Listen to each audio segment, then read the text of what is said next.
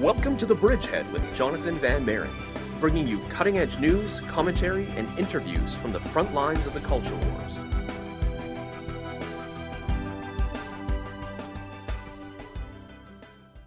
Hello, everyone, and welcome back to the Bridgehead on AM 530 at 1:30 p.m. My name is Jonathon Van Maren, and I'll be your host for the next half hour. Now, as most of you will know on the show, we've been tracking the events in Toronto and around the province of Ontario fairly closely in terms of the huge protests against the sex ed curriculum that Premier Kathleen Wynne would like to implement. And a couple of weeks ago, I did a one-hour special where we talked to British journalist Peter Hitchens as well as Scott Mason of the Ezra Institute on sex education. But there was one other person that I really wanted to talk to about this issue, because it's someone who wrote a brilliant book that I read some time ago, and it's one of those books that just really stands out for me as definitive on its topic. And that book is A Return to Modesty by Wendy Shalit. It's one of those books that's exceptional in almost every way. The writing is brilliant and eminently readable. It's just really, really easy to read because it's shot through with a lot of anecdotal evidence from her own life. And she basically goes through how modesty used to be a cultural virtue that didn't just involve what you did or did not wear, but was an attitude through which you approached life, and that our culture has lost something extremely valuable when we decided that modesty was no longer something to be valued in any way. And she actually had quite a brilliant chapter in which she dealt with sex education. And it was because of that I actually wanted to call her and have a conversation about what's going on here in Ontario, especially considering the fact that although Wendy Shalit grew up in the United States, she actually ended up moving to the city of Toronto when she got married. So I really hope that you'll enjoy this conversation I had with Wendy Shalit and that you appreciate her insights as much as I did. My first question is on modern sex education. I'd like to draw insights on your book, A Return to Modesty, in which you extensively discuss sex education in a chapter that you call The War on Embarrassment, and you talk about some sort of humorous stories about what kids will say to each other with this new information they have, and then some very devastating and sad stories about what kids will do and say to each other after finding out all of this new information. Like, in the light of what's going on today, how would you view sex education? Has your view changed since you wrote this book? Well, there's the content of the sex ed controversy, what's in the curriculum, but then there's the underlying philosophy. And I think others have done a good job of pointing out why the content may be problematic. But to me, the underlying philosophy has to be looked at to have the total picture. And to say that we could even have a successful sex education in schools, to me, it's a little like saying, communism would work if only we had the right people in power. Right. The whole philosophy of don't be embarrassed, right, that is taught as part of all sex education presentations is very problematic to me. And I experienced this as a child. In fourth grade, because that's the first thing that they said in sex ed. There's nothing to be embarrassed about. But, embarrassment can be very protective. Embarrassment can be good. It's a particular human response that indicates that, boundaries might be threatened. It also signifies that these matters are very significant, which they are. And you strip that all away, and kids are weaker. So when I was growing up, it was very fashionable, for example, to say, talking about private parts is the same as talking about an elbow. Right. Okay? And this was from the beginning. This is how sex ed was presented in schools. But I think now that we've all seen Britney Spears' elbow, so to speak, Kim Kardashian's elbow, right? Yeah. We're starting to see that, an elbow is sometimes more than an elbow, if you know what I mean. If you don't know what I mean, then never mind. But really, we don't need to see, right? Someone's elbow. Completely. Right? And then the next issue is really what's wrong with touching someone's private area if it's only an elbow, right? Right. The whole philosophy of sex ed as taught in the schools isn't really internally consistent because they try to talk about harassment and consent, but it's all in the context of sex is no big deal. Right. And in that context, unfortunately, harassment and assault will always get worse, and indeed, they have gotten worse. Right, and there's been a lot of different articles from places. The last two studies I saw were from Australia and Great Britain about a huge spike in assaults of boys on little girls, and sometimes even little boys on little boys after the sex ed curriculum was gone through, because at times they were just testing things out and trying to experiment with the things they'd heard about. Exactly. And, I'm not here to tell parents what to do. I never like to do that. I just want to share my own story. Mm-hmm. And I was born in 1975. And I went to public school in Milwaukee, Wisconsin, and in 4th grade we started the sex ed. And I just want to give parents the confidence, if they're thinking about pulling their kids out, to feel comfortable to do that. Because my parents pulled me out in 4th grade, and without exaggeration, it was one of the best things that ever happened to me. The teacher said to my mother, "Do you want her to be whispering in the locker room?" And my mom's response was so interesting. She said, "Yes, I do." In other words, these are really seriously important issues. It's not just like math. And boys never teased me. I would just pretend I didn't know what they were talking about. I learned it was okay to be different, to not be part of a discussion sometimes. You know what I'm saying? To forge my own path. And these were all very valuable lessons.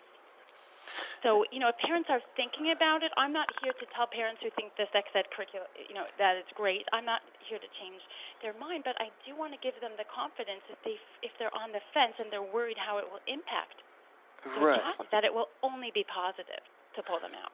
Well, and it's interesting because it seems that when we value some things, we accidentally devalue other things. And you're a mother. I'm the oldest of 5 siblings, and I know that my youngest sister, for the longest time, did not know what any of these things meant. And my mother told her that if she wanted to know, that information was available for her, but she didn't have to know if she didn't want to. And it seems that, to a degree, we've traded sort of, wide-eyed knowledge of the way things are, and material that we used to refer to as adult material for a reason, and we've traded this all in for innocence, which is a word that has virtually no meaning and no value anymore. That's such an interesting point, and I think it's beautiful the way that your mom was open about talking about these things, and I think that's how these matters need to be taught at home, in the context of I love you, I want what's best for you, and in the context of what is an ideal relationship, as opposed to what they see on TV.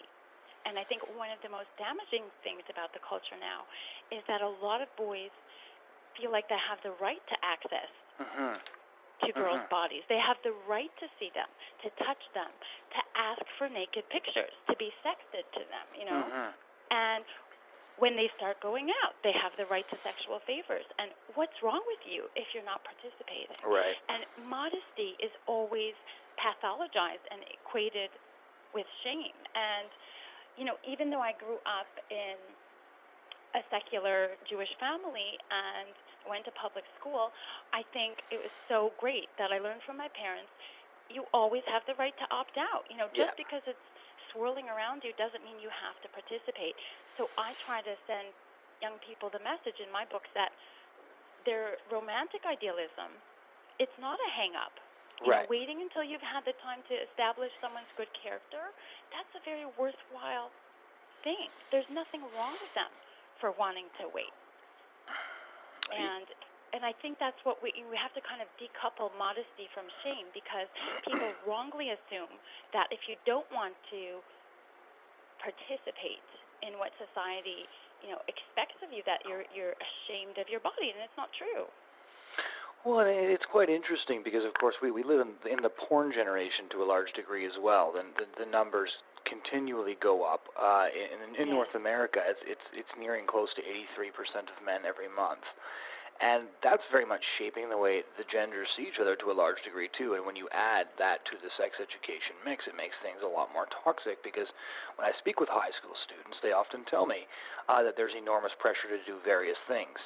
And it's often because they're learning the mechanics, but completely uncoupled from anything that used to mean anything, which the one thing notably missing from the sex ed curriculum is the word love, because of course our modern society can't define that, and fair enough, it's school, they don't need to give it a shot.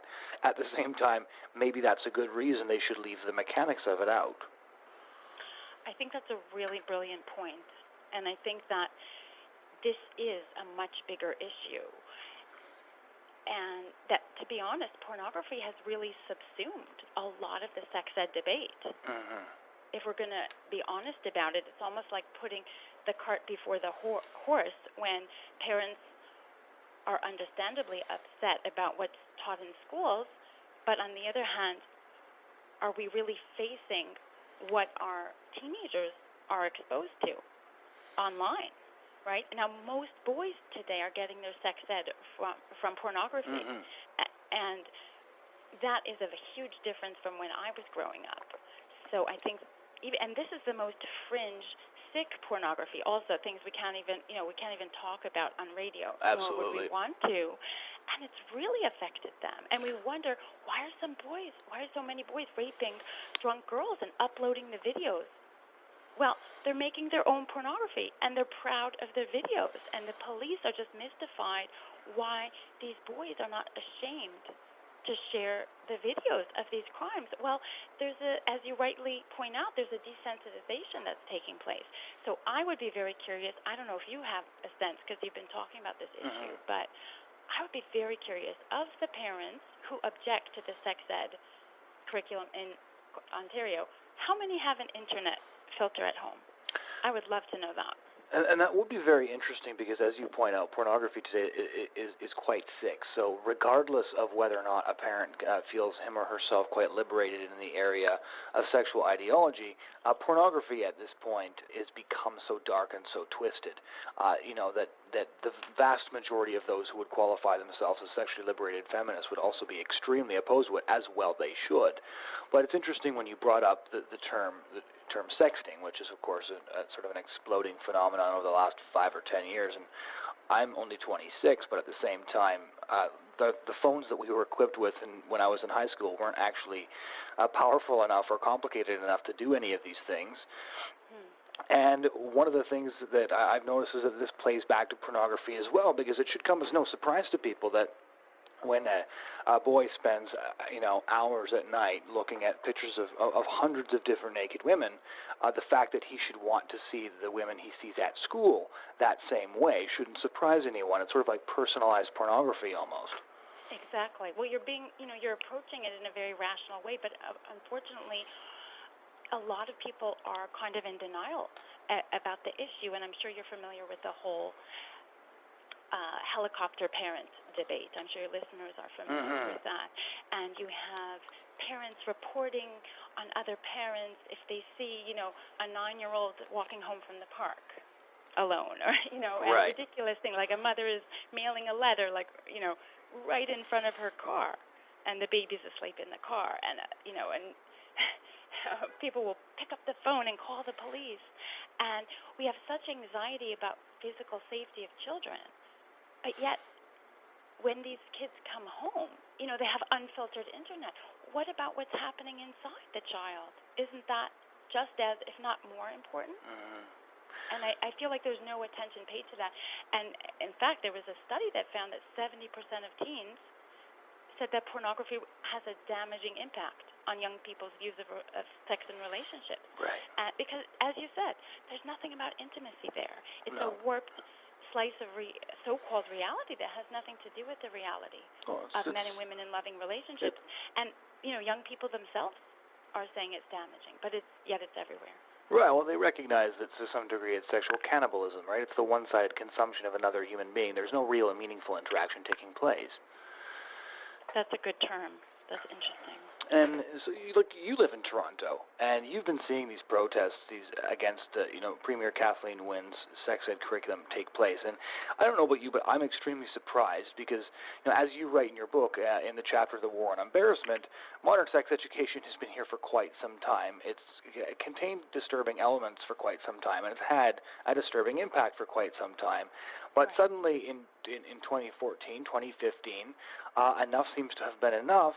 And people are furious about this new sex ed curriculum. There's tens of thousands of people protesting in front of MPP's office, in front of Queen's Park. As far away as Windsor, these protests are taking place. And while I appreciate much of what they have to say, I have to say that I'm surprised that this pushback has been so loud and so sustained. What do you think of what's taking place? I think it's quite exciting, but also quite unique. It is kind of interesting, isn't it? Because, as I said, I'm from the States. I'm now living in Toronto. I've lived here for 12 years.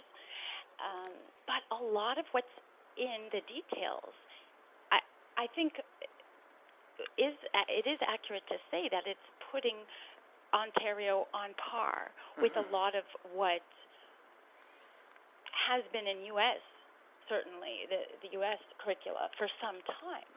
So it is kind of fascinating that there is this boiling over point. I think because of what is going on, as we discussed, the rest of what's happening and swirling around us, and because a lot of parents, maybe they don't know how to install an internet filter, or they don't know how to have discussions with their kids about these issues. Maybe the sex ed aspect is something that they do feel that they can control, and I think that's great. I very much disagree with the philosophy that somebody told me when I was talking about co-ed sleepovers once in Berkeley for teenagers, and this guy with a graying ponytail stood up and said, well, my daughter was invited to a co-ed sleepover, and everyone's doing it, and what do you expect me to say? No? And I said, well, yeah. And your daughter might want you to say no.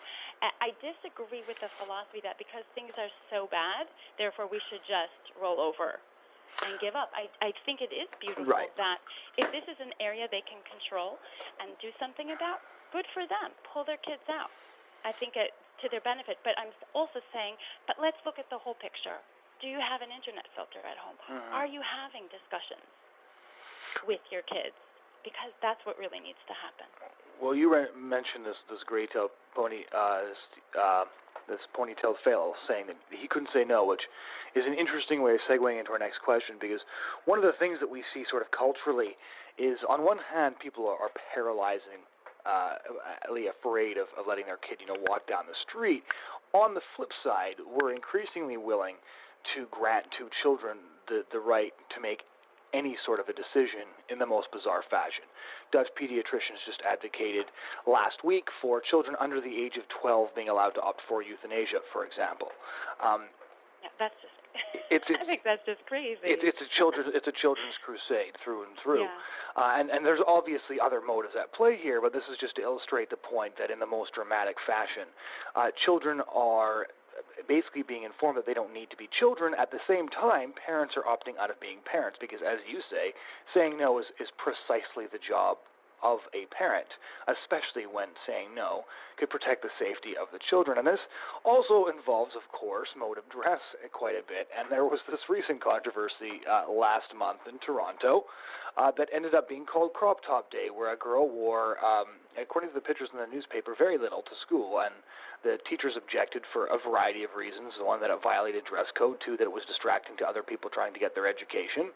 And it turned into this sort of mini revolution where people were wearing these clothes or lack thereof to school across the province, and it was sort of termed as some sort of a liberation movement, although the only thing that was particularly being liberated were body parts. Yes, I was following this controversy. I was fascinated by it. And, how does it make sense? If you listen to what the young women were saying, they said they were protesting over-sexualization. That's what they were saying. So let's take a step back. How does it make sense to protest over-sexualization by displaying more of one's body? I mean, would you protest unfair wages by working for free? Right. You know, in any other context, it wouldn't make sense. So I think the issue is we really misunderstand modesty. And these young women have been taught that modesty is a political tool that's foisted on girls. Right. And, you know, that is true. It's important to acknowledge in some cultures, which is really a tragedy. But it's also important to recognize that's a perversion of what real modesty is about. So I think, where are these young women coming from? You know, they understandably, they're reacting against that, and they're saying, I'm going to show my body, and it should mean nothing. That's what they're saying. Well, when you're in diapers, you know, a naked body is cute, and it doesn't mean anything. But when we get older, for humans who wear clothing, you know, it does mean something to reveal more of the body and emphasize private areas. And I think the key is having a deeper understanding of modesty, not just a superficial one. On a side note, though, and this has even changed since you wrote your book, I would almost make the argument that the novelty of thinking that dressing in very little or nothing at all is somehow, you know, dangerous or cutting edge is almost a bit droll now. If you consider, you know, the parades that happen, there's nudist parades. The Gay Pride Parade consists of a lot of people that are wearing virtually next to nothing. Of course, there's the wide consumption of pornography. I think a lot of the billboards in Yonge and Dundas Square are borderline pornographic. So it's interesting that I feel like the teenagers who are showing up in their crop tops are a bit late to the party. Everybody's doing it already, and it's just a way of sort of appearing dangerous because you're sort of defying this residual modesty that people have left, and you're going to offend the sensibilities of just of a few kind elderly people that are around still. But in reality, there's nothing quite as conforming as that. I think that is a brilliant point, and I think that is what's going on. Under the guise of empowerment, they're actually doing what's expected, really, because, as you point out, you know, that's what most men want to see. That's what all the fashion designers want.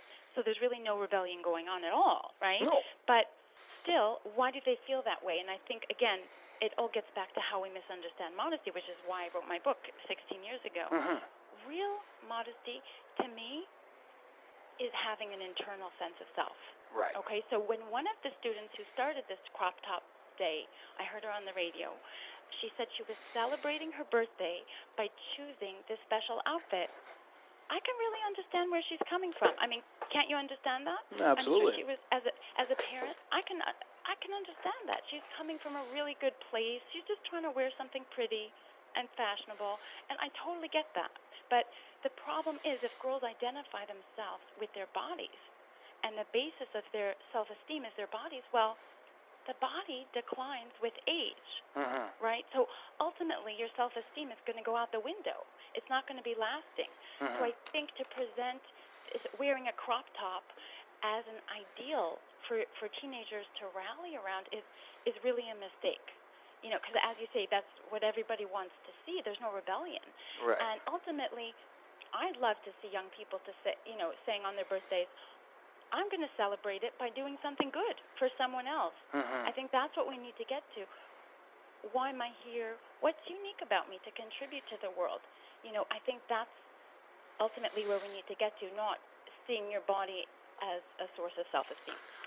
And it's interesting because one of the reasons I loved your book so much is it cut through a lot of the left versus right din. I've done a lot of writing and broadcasting on the concept of rape culture, and I sort of dodged the whole rates of sexual assault argument on that issue completely, and I point out that if over 80% of our population is consuming pornography and over 80% of pornography now highlights sexual assault and rape, then we have a society that's viewing and consuming this type of thing as entertainment.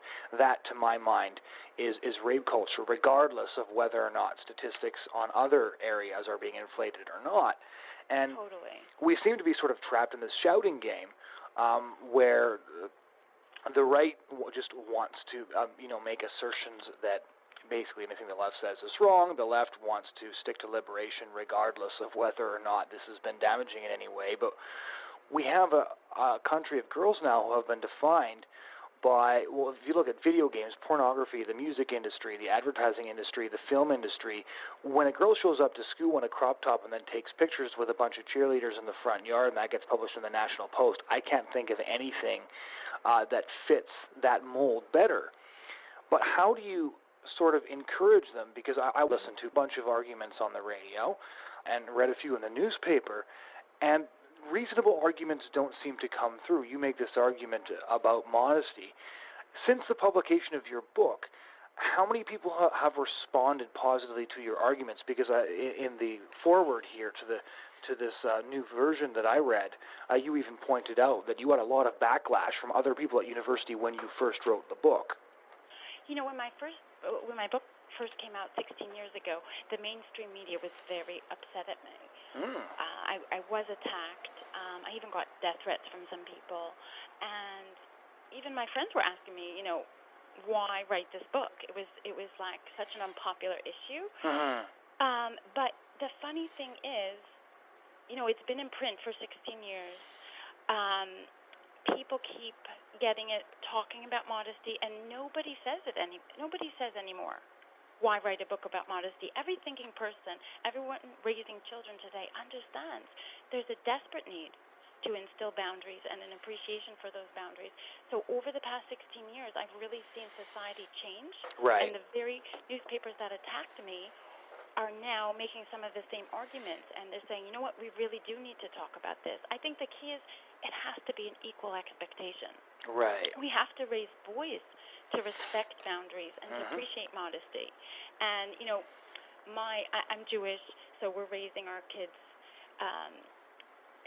you know, with Jewish values. And my 10-year-old son, when he sees an ad that's inappropriate, he looks the other way, because that's a really important part of being a Jewish male. Right. Something we value in Judaism, that both men and women can control themselves. Absolutely. Yes, we have impulses, but we can be stronger. We can reach higher. And I think as long as the message is geared to both, I think it really does appeal to young people. I've gotten a hugely positive response from young people. It's sort of answering the question that G.K. Chesterton asked, you know, he said to never tear down a fence until you know why it was put up in the first place. We're starting to find out why these fences were put up. Exactly. Ladies and gentlemen, that was Wendy Shalit, author of A Return to Modesty and The Good Girl Revolution, among other books. She's been widely published. Her book has been reviewed by the New York Times. The 15th anniversary edition of A Return to Modesty just came out. It's actually the copy that I myself bought. It's got an updated introduction for sort of the 21st century. I highly recommend this book. It's one of those books that I can't recommend highly enough. So if you've never read the book yourself, do go out and buy it. And I hope you all enjoyed the show. Thank you so much for tuning in, and we hope you'll join us again next week. Thanks. Have a great weekend.